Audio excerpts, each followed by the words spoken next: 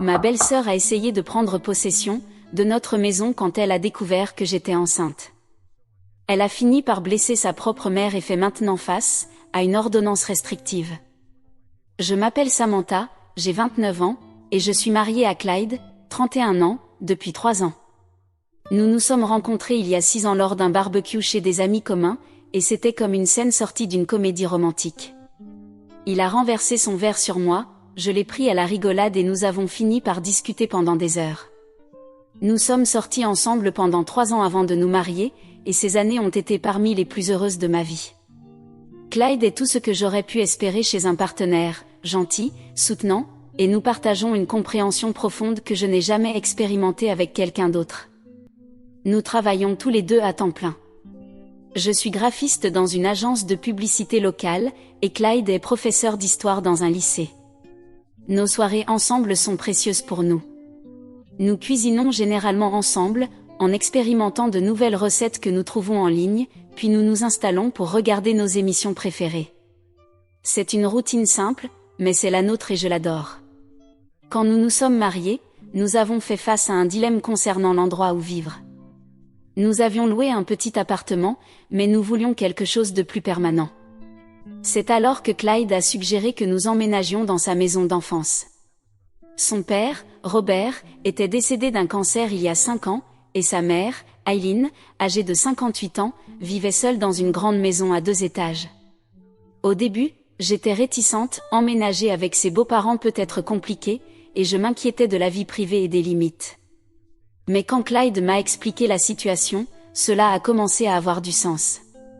La maison était suffisamment grande pour que nous puissions avoir tout l'étage supérieur pour nous, tandis qu'Eileen vivrait au rez-de-chaussée.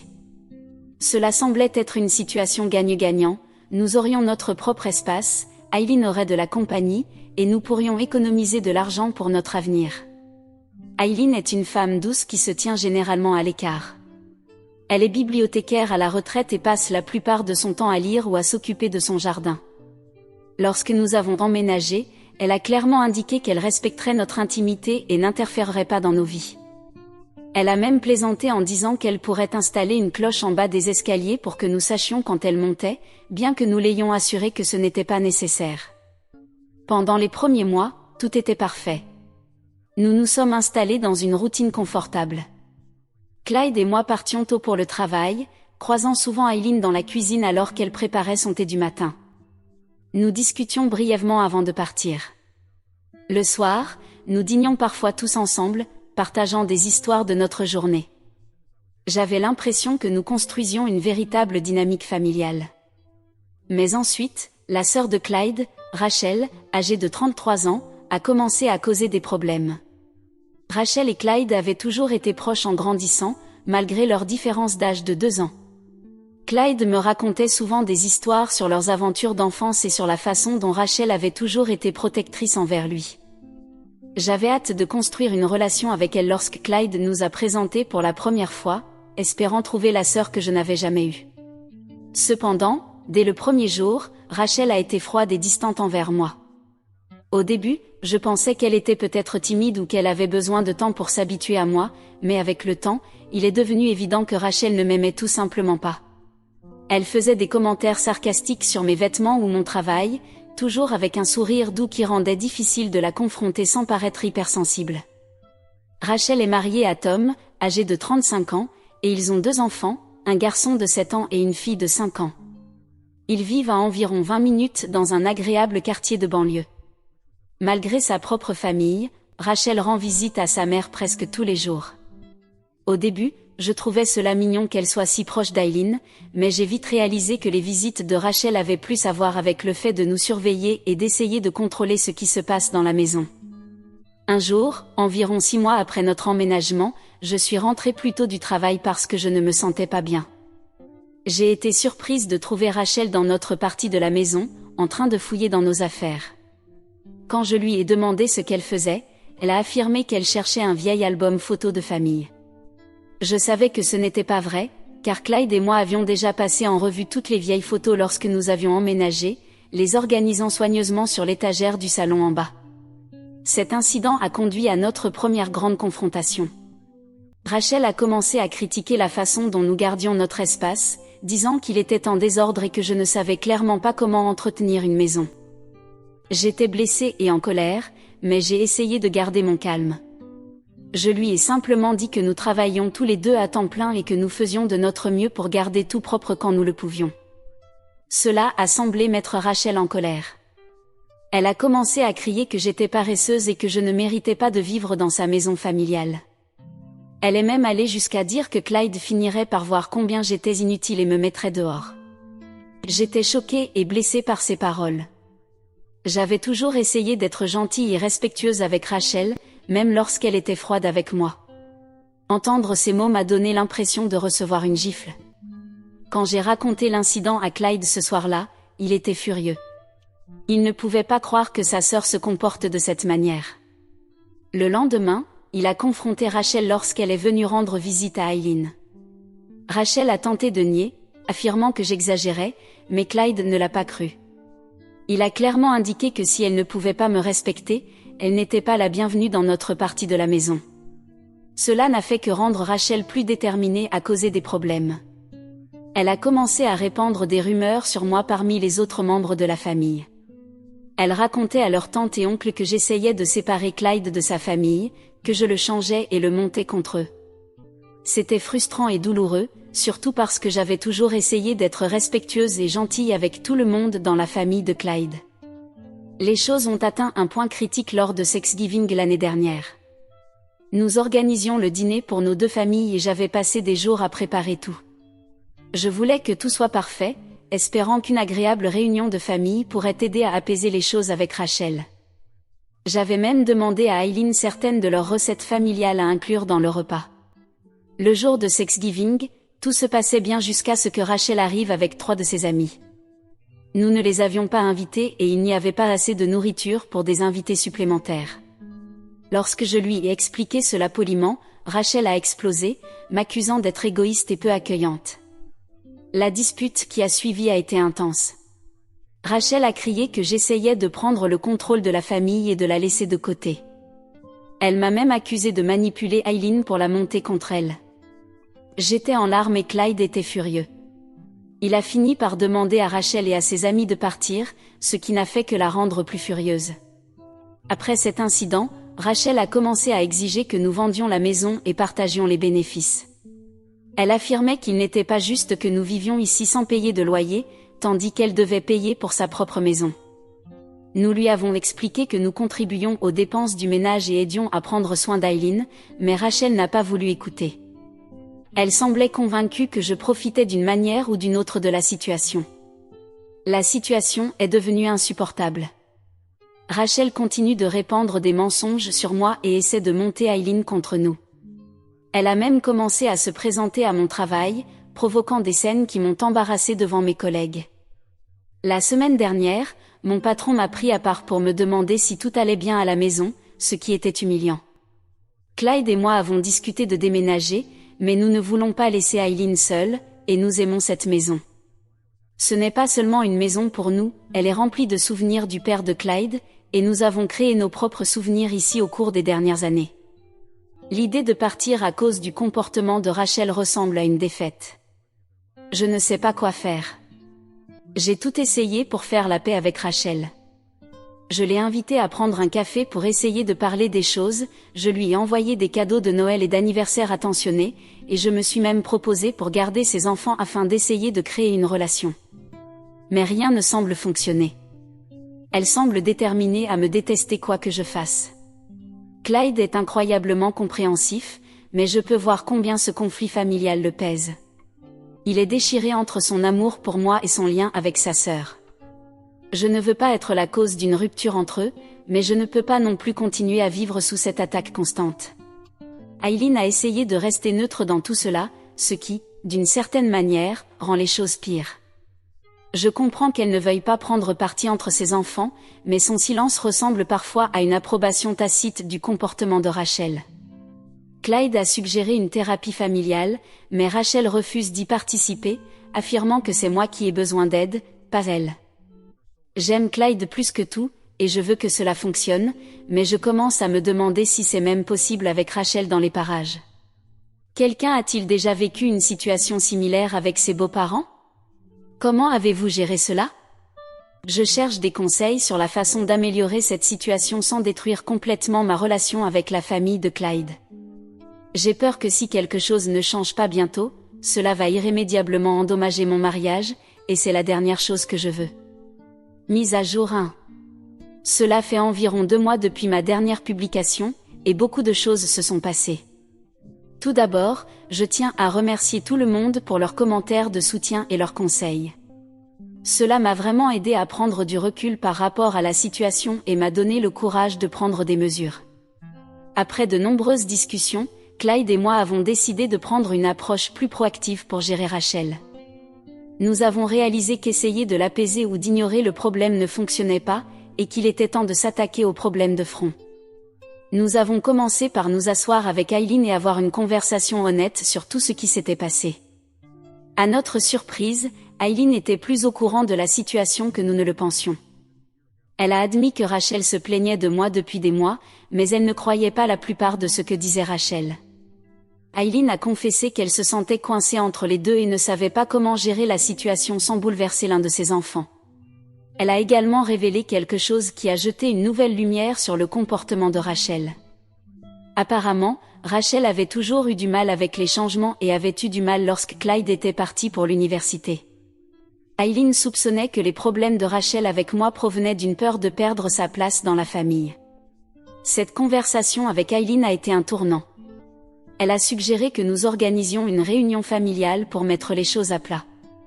Au début, nous étions réticents, inquiets que cela puisse se transformer en une nouvelle dispute, mais nous avons convenu que cela pourrait être la meilleure façon d'aborder tout cela ouvertement. Alors, le week-end dernier, nous avons invité Rachel et Tom à dîner et à parler. Les jours précédant la réunion étaient tendus. J'ai passé des heures à nettoyer la maison, voulant que tout soit parfait pour que Rachel n'ait rien à critiquer. Clyde était sur les nerfs, alternant entre espérer le meilleur et se préparer au pire. Aileen s'est occupée à préparer le dessert préféré de Rachel, espérant que cela pourrait aider à apaiser les choses.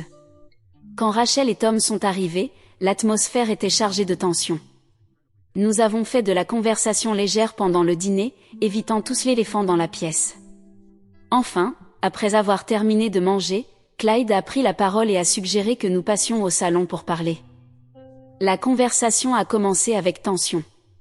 Rachel s'est immédiatement mise sur la défensive, m'accusant d'essayer de lui voler sa famille. J'ai pris une profonde inspiration, me rappelant tous les conseils que j'avais reçus, et j'ai calmement expliqué comment son comportement avait été blessant et injustifié. J'ai partagé des exemples spécifiques de ses actions et comment elle m'avait fait me sentir, en essayant de garder un ton neutre et non accusateur. Clyde m'a soutenu, disant à Rachel que son comportement envers moi était inacceptable. Il lui a rappelé toutes les fois où j'avais essayé de construire une relation avec elle, seulement pour être repoussée ou insultée. C'était difficile pour lui, je pouvais le voir, mais il est resté ferme dans son soutien envers moi. À notre surprise, Tom a pris la parole. Il avait toujours été silencieux lors des réunions de famille, et je me suis rendu compte que je le connaissais à peine, malgré le fait que nous étions beaux-frères depuis 3 ans. Il a admis que l'obsession de Rachel pour sa maison d'enfance et son animosité envers moi avaient causé des problèmes dans leur propre mariage. Il a révélé que Rachel passait plus de temps chez Aileen que chez eux, négligeant leurs enfants dans le processus. Tom avait l'air épuisé en parlant, et j'ai ressenti une pointe de sympathie pour lui. Cette révélation a semblé choquer Rachel. Elle a éclaté en larmes, avouant qu'elle avait l'impression de perdre sa place dans la famille. Elle a admis qu'elle se sentait jalouse de ma relation avec Clyde et menacée par ma présence dans sa maison d'enfance. À travers ses larmes, elle a parlé de la difficulté qu'il y avait d'avoir les changements dans la maison, les nouvelles couleurs de peinture que nous avions choisies, les meubles réorganisés, les photos de Clyde et moi sur les murs. Chaque changement se sentait comme un effacement de ses souvenirs d'enfance. Bien que je sympathisais avec ses sentiments, j'ai clairement fait comprendre que son comportement n'était pas acceptable. Nous avons eu une longue discussion émotive sur les limites, le respect et les dynamiques familiales. Rachel s'est ouverte sur son sentiment d'abandon lorsque Clyde est parti pour l'université, et comment elle avait toujours imaginé élever ses enfants dans sa maison d'enfance. J'ai partagé mes propres peurs de ne jamais être acceptée par elle, et comment ces actions m'avaient fait me sentir non bienvenue dans ce qui était censé être aussi mon chez-moi. À la fin de la nuit, Rachel s'est excusée pour ses actions et nous avons convenu d'essayer de repartir à zéro. Ce n'était pas une solution magique, des années de ressentiment ne disparaissent pas du jour au lendemain, mais cela ressemblait à un pas dans la bonne direction. Nous avons établi quelques règles de base. Rachel appellerait avant de venir et respecterait notre intimité dans notre partie de la maison. Nous organiserions des dîners familiaux réguliers pour rester connectés de manière positive. Rachel cesserait de répandre des rumeurs et des commentaires négatifs à mon sujet auprès des autres membres de la famille. Nous ferions tous un effort pour communiquer ouvertement et honnêtement sur nos sentiments et préoccupations. Rachel a accepté de considérer voir un thérapeute pour travailler sur ses sentiments concernant le changement et les dynamiques familiales. Cela fait seulement une semaine depuis cette réunion, mais j'ai déjà remarqué un changement. Rachel a été plus respectueuse lorsqu'elle visite, appelant à l'avance comme convenu. Elle a même invité Clyde et moi à dîner chez elle, ce qui est une première.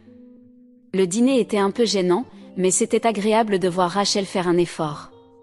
Aileen semble soulagée que nous essayions tous de nous entendre. Elle est plus détendue et a même commencé à parler de partir en vacances, quelque chose qu'elle n'a pas fait depuis que Robert est décédé.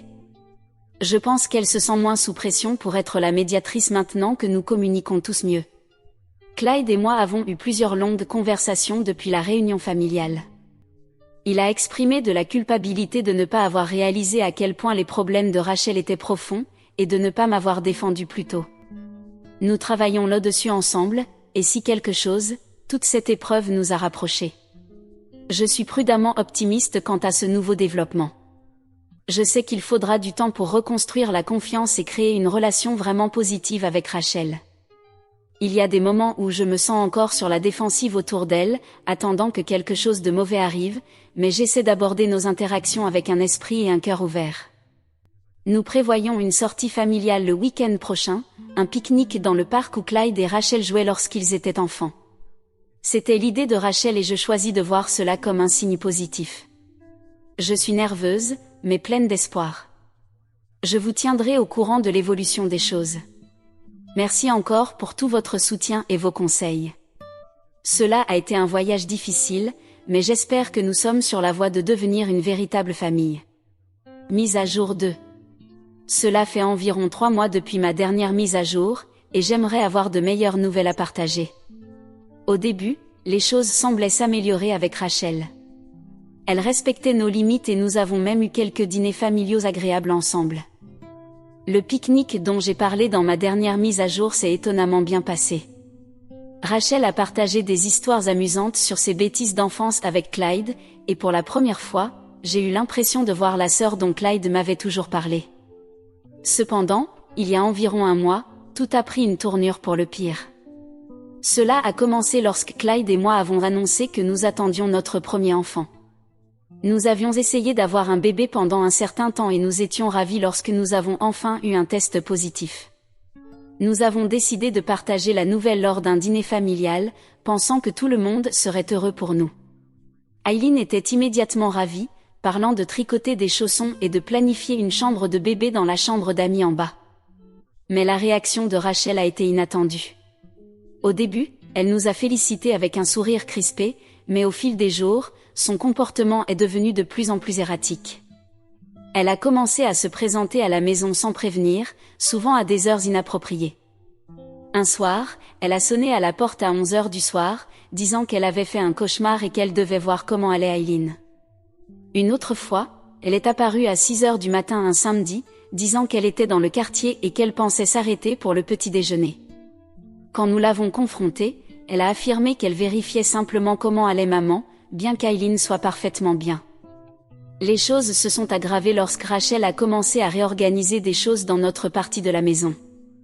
Elle affirmait qu'elle préparait la maison pour le bébé, mais cela ressemblait plus à une tentative d'exercer un contrôle sur notre espace. Elle a déplacé nos meubles, disant que certaines dispositions étaient plus sûres pour un bébé. Elle a même fouillé dans nos placards de cuisine, nous sermonnant sur les dangers de certains produits de nettoyage.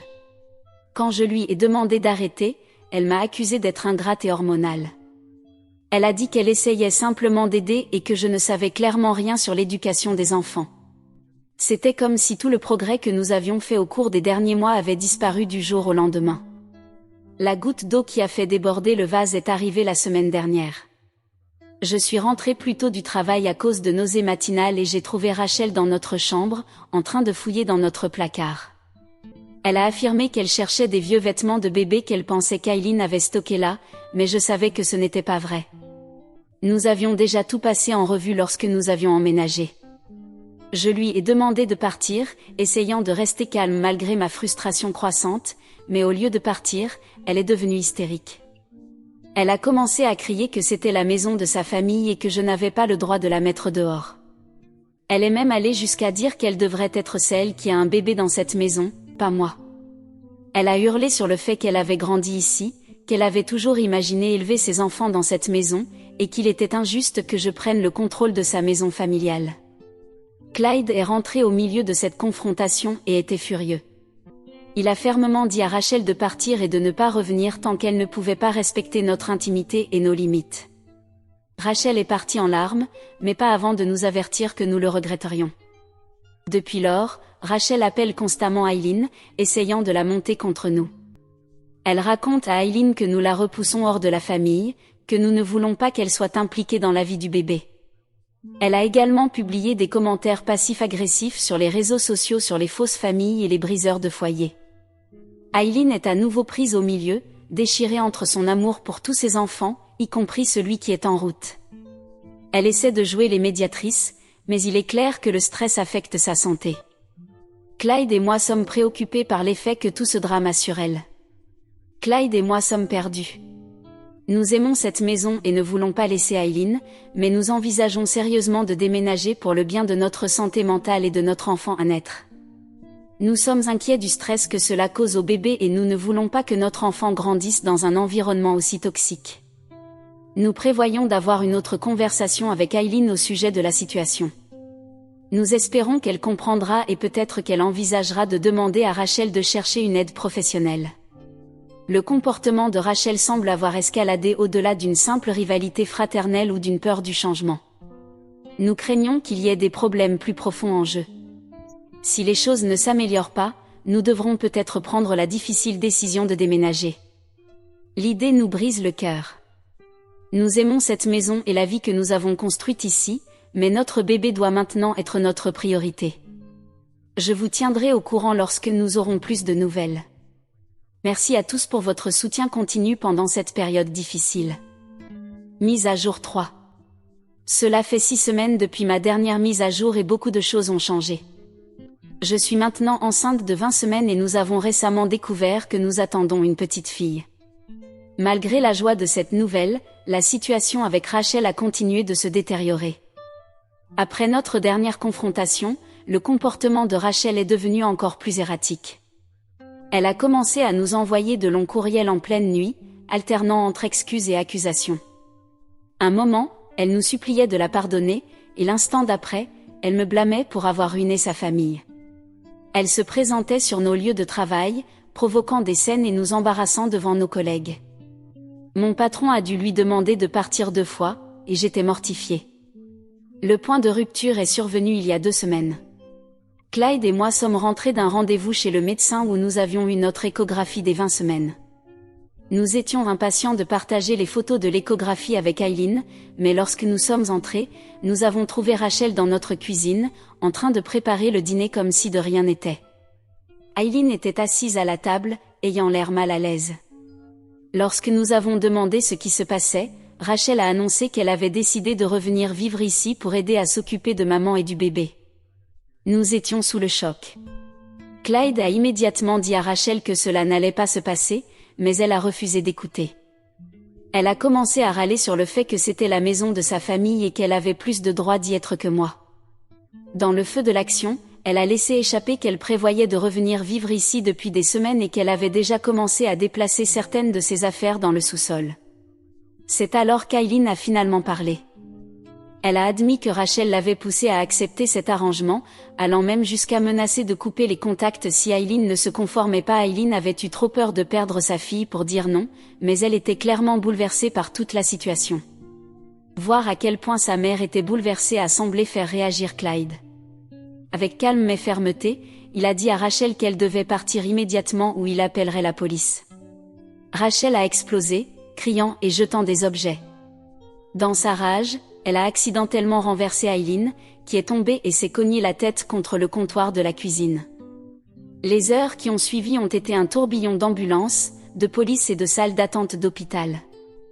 Heureusement, Aileen allait bien, elle n'avait qu'une légère commotion cérébrale, mais l'incident a été un signal d'alarme pour tout le monde. Pendant que nous étions à l'hôpital, nous avons appris que Rachel avait des problèmes de santé mentale et avait récemment arrêté de prendre ses médicaments sans consulter son médecin. Cela expliquait une partie de son comportement erratique, mais ne l'excusait pas. À la suite de cet incident, nous avons pris de grandes décisions. Nous avons demandé une ordonnance restrictive contre Rachel. Cela nous brise le cœur de faire cela, mais nous devons prioriser notre sécurité et celle de notre enfant à naître. Aileen a accepté de consulter un thérapeute pour l'aider à gérer la situation et à établir des limites plus saines avec Rachel. Nous travaillons avec le mari de Rachel, Tom, pour nous assurer qu'elle obtienne l'aide dont elle a besoin. Il a été incroyablement compréhensif et s'est excusé pour toute la situation. Nous avons décidé de rester dans la maison pour l'instant. Aileen a besoin de notre soutien et nous ne voulons pas déraciner nos vies à cause des actions de Rachel.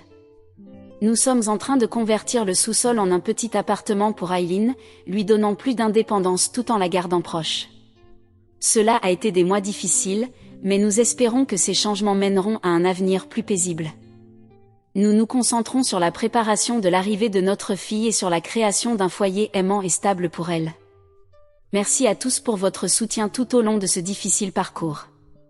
Vos conseils et vos mots aimables ont été une source de force pour nous. Nous sommes impatients de commencer le prochain chapitre de nos vies, en espérant qu'il y aura moins de drames et plus de joie.